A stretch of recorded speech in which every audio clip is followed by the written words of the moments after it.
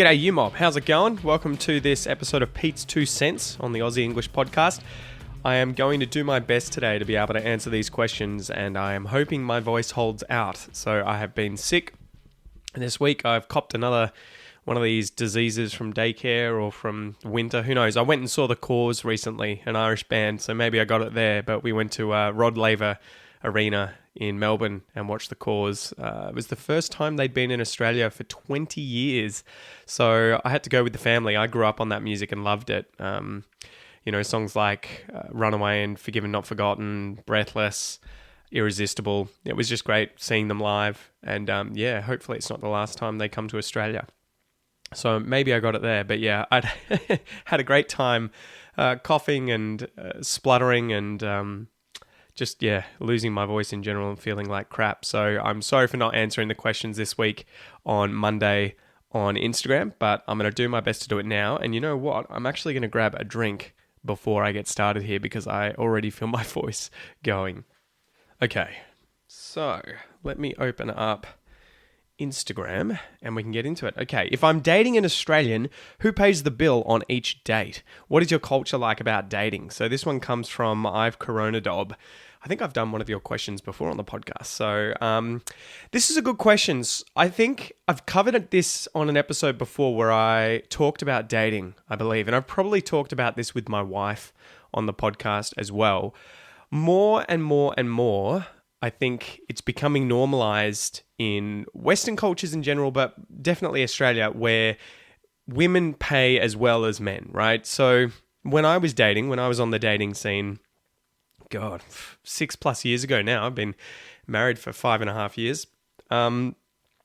It would always be something where, as a man, I would always offer to pay. Because it is one of those things, if you want to get into stereotypes a little bit, the stereotype of being a man whilst dating is that you are meant to be seen as, well off, powerful, a good partner, someone who can take care of the person they're with, right? And so part of that is being able to take someone out for dinner and pay for it, right? I mean, you're sort of subconsciously showing that you make enough income where you can afford to do that and that it's not a big issue, right? So yeah, it is one of those things that typically, in Australia at least, men will offer to pay. But something that, as I became an adult, became more and more normal was that women would then offer to pay for themselves or offer to pay for both of you. And I think this was one of those interesting things. When I was dating women, you would quickly sort of get turned off someone if you felt like you were being taken advantage of. So if I went on a date with a woman and she didn't even bother offering to pay, she had food, she had drinks, she just, went all out. And then at the end was kind of like, the assumption was, oh, you'll pay because you're a boy, you've got a penis, so you'll pay. That would kind of offend me, right? And I mean, you may give them the benefit of the doubt on the first date and see if she does it again on the second one or the third one, whatever. But I think that was a big turn off. That was a big red flag to me, where you would go out on a date with someone and they wouldn't even offer. And I've heard this from dating, experts before in the past, men giving advice to other men and to other women. And I remember that line being like, it's the man's duty to pay, it's the woman's duty to offer to pay. So effectively it means, that I want to feel valued as a man when I'm taking a woman out dating, whether it's me or, a man in general. An easy way for a woman to make a man feel valued is to show that she doesn't take his time for granted or his money for granted. And she offers to pay either for herself or for both people. So yeah, I think it goes both ways too, right? Like if you were a man going out with a woman, I mean, we're talking about opposite sex relationships here. That's because I'm, heterosexual and they're the relationships that I've had from the perspective of a man. So maybe it's the same for gay relationships. I don't know. But I think you would get the same negative feedback from women as well. Like if you were a woman, where if you kept going on a date with someone and offering to pay for the food or the drinks, and he kept saying, yeah, no worries, you go for it, you pay, that would also be giving you a sign that he's probably not, worth your time if he's just constantly taking you for granted and expecting you to pay for everything. So yeah, I would say if you're dating in Australia, both parties should just offer to pay, and you try and come up with an equitable kind of thing. You could do tit for tat. One of you pays this time, one of you pays next time, and it's just seen as a sign of respect and that you appreciate the other person that you're with, right? So yeah, I think that's where the culture's going more and more and more. All right. I wonder how many people I've offended. Larissa Maletti asks, how to act to meet an Australian? Do I expect to be asked out on a date? Oh, we're going all dating today. So again, I can only really give advice from a male perspective.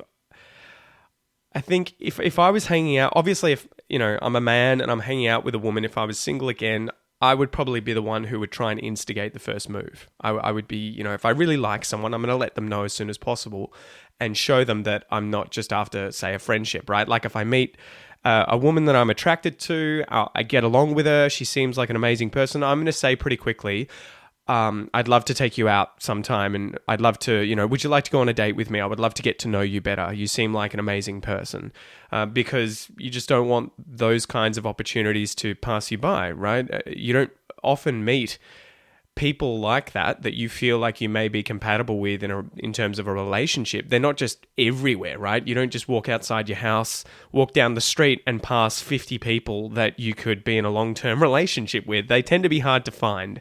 So as I got to the end of my 20s, I really did try to get to a point where I didn't let those kinds of situations pass me by.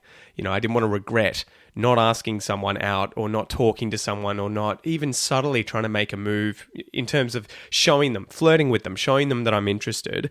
I never wanted to have regrets of having that pass me by and missing out on a potential, relationship with someone who may be the one. And, that's what happened with me and my wife. I was the one who made the first move. From a male perspective in Australia, it is a massive turn on when a woman makes the first move. And that doesn't mean physically, like she doesn't have to, grab you and kiss you or anything like that. But if a woman shows she's interested in you as a man, it is an incredible feeling because so few women, at least again, when I was dating in Australian culture, so few women do that readily. It's not the most common thing in the world. And this is something that my wife was always sort of laughing about with Australian dating culture. In Brazil, they're a lot more forthcoming with this sort of stuff. They'll jump your bones. So I've heard. So yeah, if you're a woman and you're looking to meet Australian guys, or you've met Australian guys that you really like, definitely make a move, right? Say something, flirt with them, even if it's just subtle flirting. Try and make it as obvious as possible. If you can't summon up the courage to just flat out ask them on a date, I would make a move. You don't want to be there at the end of the day only waiting for someone who's going to make a move on you, because you may miss out on, countless really good matches because you haven't been the active person. You haven't been the one who's gone out of your way to try and instigate a relationship with someone. So yeah, that's the kind of advice that I would be giving to people. I would say if you find someone that you find attractive, you think is funny, is intelligent, you think, oh man, there could be something here, we could end up in a long-term relationship, God, do not let it pass. Jump on it, right? Do something, say something. Even if you just say, hey, do you want to hang out sometime? Do you want to get a coffee sometime? Like, just do something, because the benefits, right? The possible payoff is so much better than the negative. Worst case scenario, the person can say, I'm not interested, right? That's literally as bad as it gets, I think, when you ask someone out. The worst thing they can do is just say, no, I'm sorry, I've got a girlfriend, I've got a boyfriend, or I'm not interested, or, I'm sorry, I just don't think it's going to work. That's about as bad as it gets, right? But on the other side of it, as good as it gets, is that you could potentially find the love of your life. You could end up finding the person you marry or end up in a lifelong relationship with, have children with, live with, have an insane romantic relationship with. So the positives here, I feel, way outweigh the negatives. So yeah, as a woman in Australia, I would not just expect to be asked out. Take control yourself and do the asking, if that makes sense. Okay, let's keep going. Geez, you guys, every single week, guys, there's a whole bunch of you who ask about Australian TV shows and which ones to help you. I've got a question here. TV series for improving my Australian accent understanding. Would you be, and then the next one is, would you introduce some interesting Aussie TV shows to help us get familiar with the accents? You guys are probably not listening to my podcast if you're asking those sorts of questions, because the expression episodes, every single one of them for probably the last 100 or so, I think, I'd have to go back and count, but they feature TV series and movies in them that have Australians in them. They are Australian TV shows, they are Australian movies, they're docos, everything like that are going to help you improve your Australian English, your comprehension of Australian accents.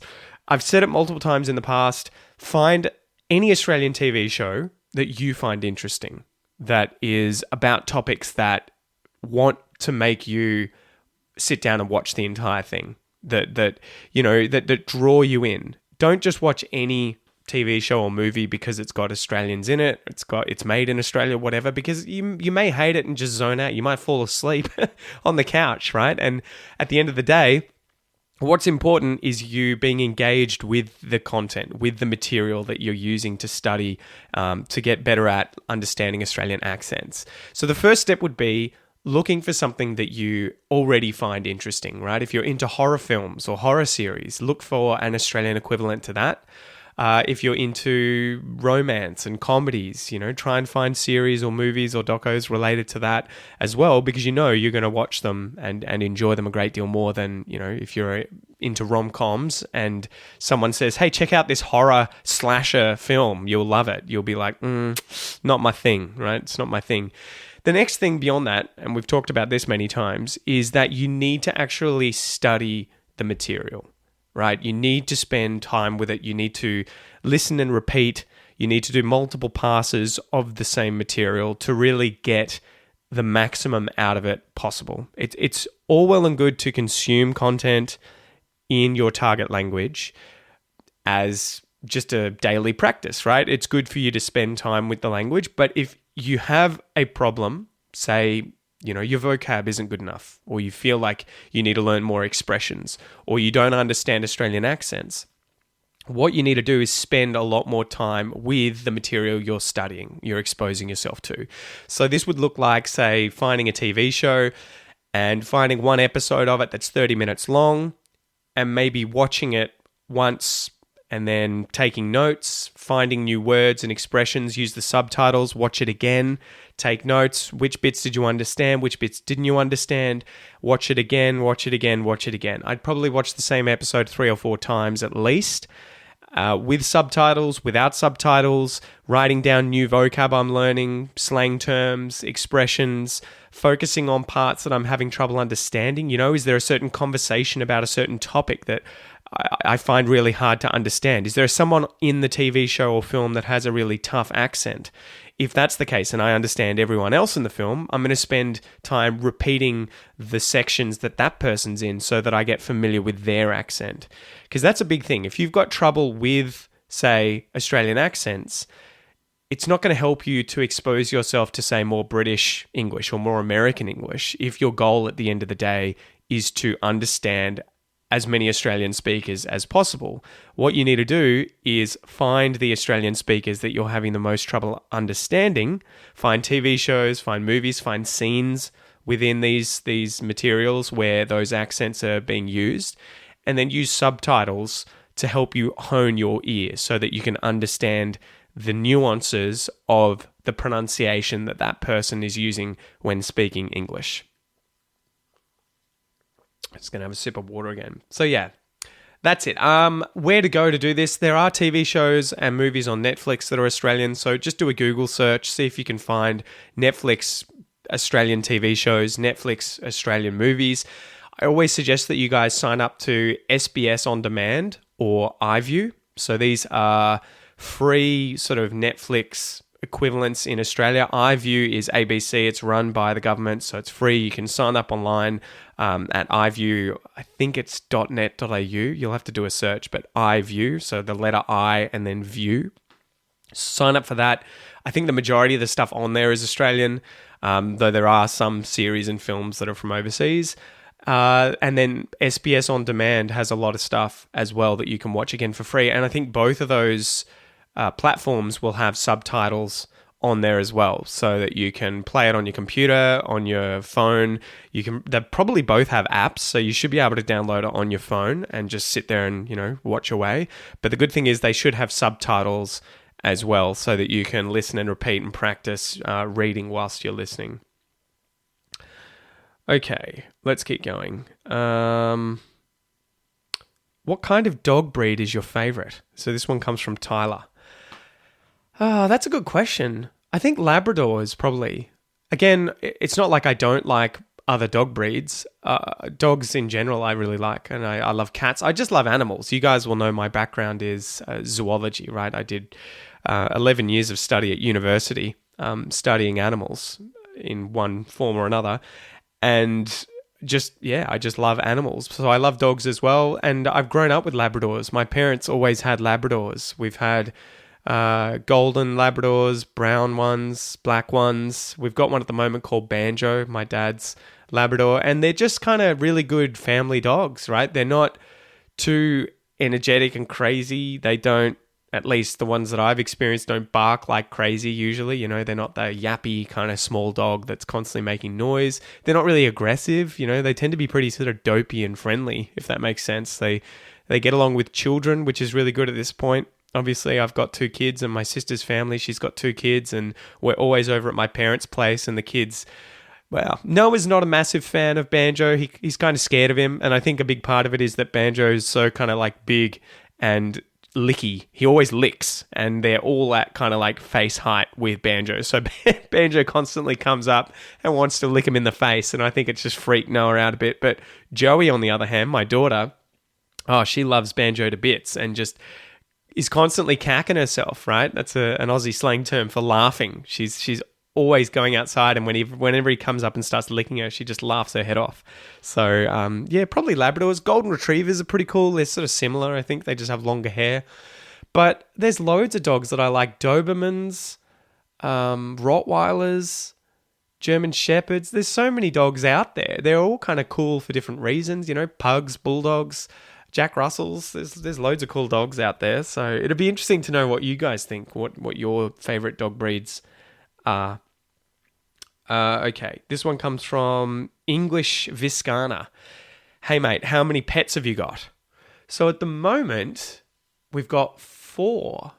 I'm just counting in my head. So we've got 2 guinea pigs, Bazza and Steve-O. So they were named after 2 iconic Australian personalities. Steve Irwin, the biologist and wildlife lover who passed away in the early 2000s. And Barry Humphries, who passed away only a year or 2 ago. He was a really funny Australian comedian. So 2 guinea pigs, Bazza and Steve. And we've got 2 cats now. So we've got Peaches, who's the oldest, and she's very fat. She loves food.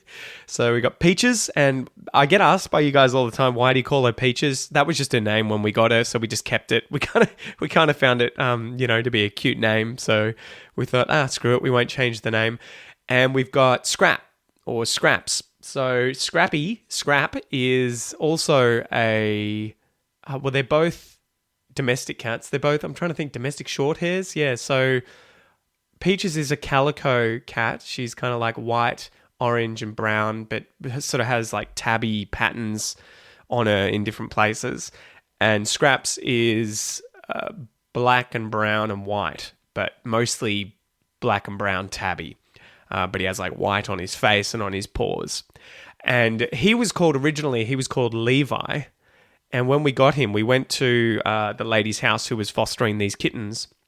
And the idea was that we wanted to get a kitten for the kids because Peaches, I think you guys probably know, we've talked about it before, but Peaches is a bit of she's a bit of a bitch, to put it bluntly. She's not very nice to the kids. She's not really a very friendly cat to everyone in the family except me.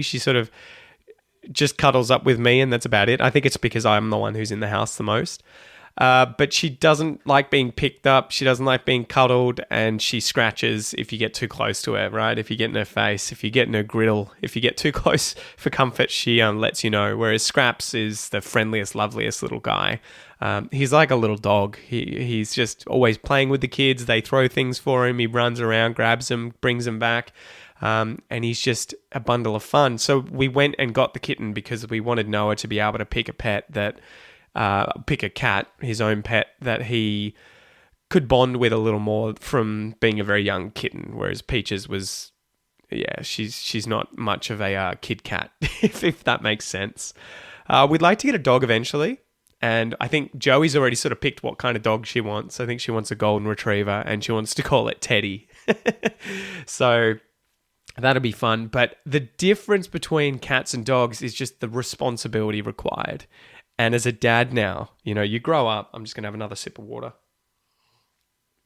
You grow up with that cliche of the dad thinks it's a great idea to get a dog and the family's going to love it. And then they go and get the dog, and the dad ends up being the only person who plays with the dog or takes care of the dog or walks the dog, cleans up after the dog, everything like that. And I feel like the older you get, the more you realize that is totally true. So as much as I have my wife and my kids being like, we want to get a dog, I'm like, oh my God, that is going to be so much work. I'm going to have to do so much more than I currently do. It'll be me walking it. It'll be me cleaning up the dog poo in the yard.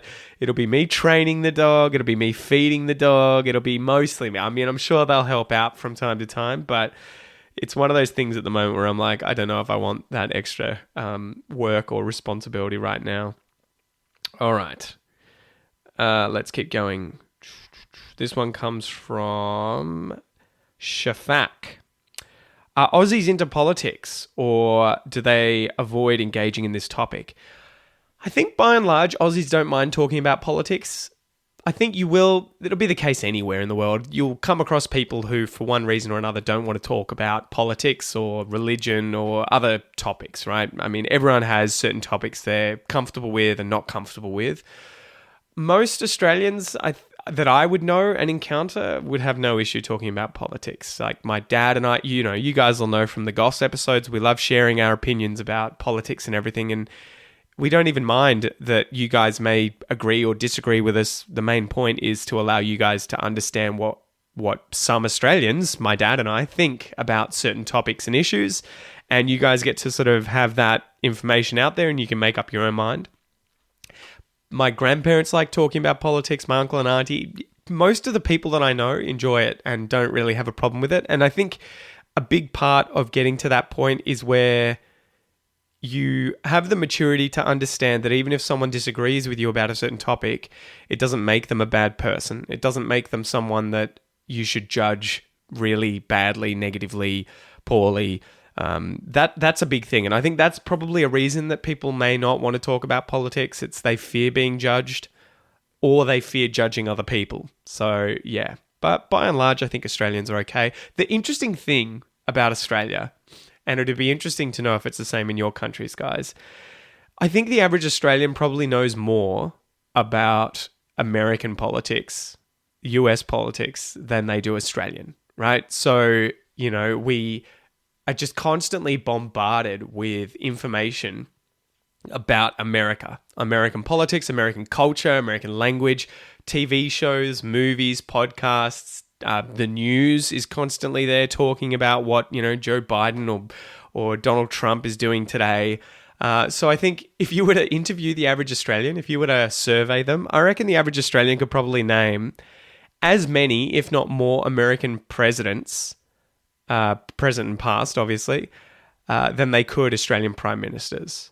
I reckon I would hazard a guess that would be the case. I reckon if you sat them down, the average Australian could probably come up with at least 5 or 6 American presidents, where I don't necessarily think that they could get many more than that for Australian prime ministers. So it is, and myself included. So yeah. Okay, let's keep going. Okay. Scrolling. This one comes from Rodrigo, who is an English teacher from Brazil. Oi, amigo, eu espero que tá tudo bem. I hope everything's good with you, Rodrigo. I don't know if he listens to the podcast or not, but he recently got married, so congratulations, Rodrigo. He says, man, it's been a minute. How's everything in paradise? I don't know about paradise, but everything over in Australia it's all good. We're going well. It's just that expression SSDD. I don't know if you guys have heard this. Same shit, different day. So it means the same stuff, different day. It's the same thing every day, effectively. That's what it sort of gets to be like when you're a young parent. Every day it's just dealing with the kids, taking care of them. Have they eaten breakfast? Have they gotten ready for daycare? Are they going to swimming lessons? Are they having dinner? Do I need to change nappies? Are they going to go out and socialize? Are we going to the park?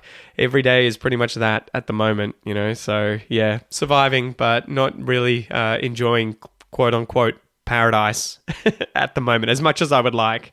So, yeah. All right, I'm going to do one more because I think my voice is getting to its limit. Okay. What's your favorite AFL team? This one comes from Josh Carlo Paolo. What's your favorite AFL, Australian Football League team? So I go for Essendon. I barrack for Essendon. That's the team that I support, the Essendon Bombers. And this is just because I grew up in a house where my dad was an avid AFL supporter and, you know, loved watching the games all the time, and he goes for Essendon. So I've always barracked for Essendon. I'm not a huge sporty kind of person when it comes to watching sport. I always preferred to actually be playing it than watching it, whether it was tennis, soccer, Brazilian Jiu-Jitsu, karate, whatever it was, going to the gym. I always much preferred doing the sport, participating in the sport, than I did sitting down and watching it on TV. Though there are some things, I don't mind watching the odd game here and there, depending on what it is. But yeah, my dad, on the other hand, was someone who loved them both equally. I think he could sit down and watch sport all day, whereas I would be like, okay, yeah, I can do a game, and then after that, I'm kind of tapped out. I'm kind of a bit wrecked. So yeah, Dad and I went for Essendon. We still go for Essendon. Dad's best friend goes for Carlton, the Blues. My mum goes for Port Adelaide. She used to go for the Adelaide Crows, but then Port Adelaide as a team got made. I think that would have been in the 90s, and she used to live there, so she decided to go for them. And my sister goes for the Kangaroos. The North Melbourne Kangaroos. And that was a funny story. Back in the day, she initially went for, I think it was the Western Bulldogs at the time. I think that's what it was. I don't know if it was West Melbourne. They ended up merging, right, with the Lions. No, what am I smoking? Is it? I don't know. See, guys, this is my problem. So anyway, she went for the Bulldogs. The Bulldogs are still here. I'm thinking of two other teams. And she went to a game with the Bulldogs and the Kangaroos with my dad. And then she asked to get a Bulldogs flag. So my dad said, you know, here's $5, whatever it was, go buy yourself one of the flags. And she came back with a Kangaroos flag. And so we hear this story all the time because it was really funny. My dad is like, oh my God, I'm devastated. She bought the wrong flag. I feel so bad. You know, how am I going to tell her? And when he brought it up, she was like, oh no, I actually go for the Kangaroos now. They have a better flag. So it was a really funny story that she went to buy one of the two flags and then was like, oh wait, the Kangaroos flag looks better, so I'm going to go for them now. So yeah. Anyway, hopefully you've enjoyed this episode, guys. I hope you haven't minded my voice being a little off. But yeah, we'll get back to the regular programming next week with some more expression stuff. And in the meantime, I hope you have an absolutely awesome weekend. See you later.